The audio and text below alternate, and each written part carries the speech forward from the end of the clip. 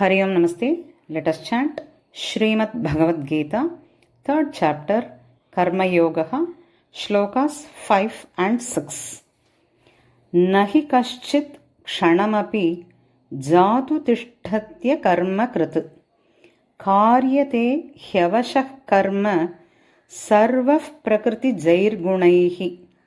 Karmendriyani samyamya yayaste manasa smaran.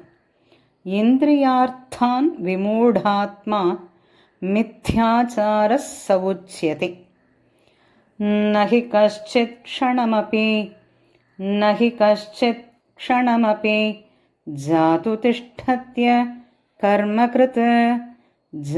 తిష్ఠత్య కర్మకృత్ కార్యతే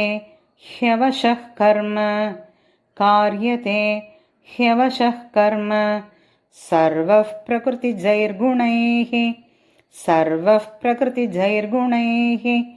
कर्मेन्द्रियाणि संयम्य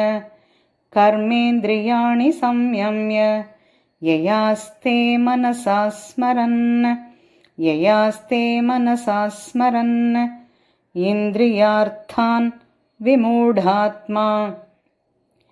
इन्द्रियार्थान् विमूढात्मा मिथ्याचारः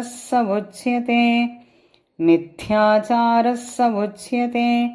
हरिः ओम्.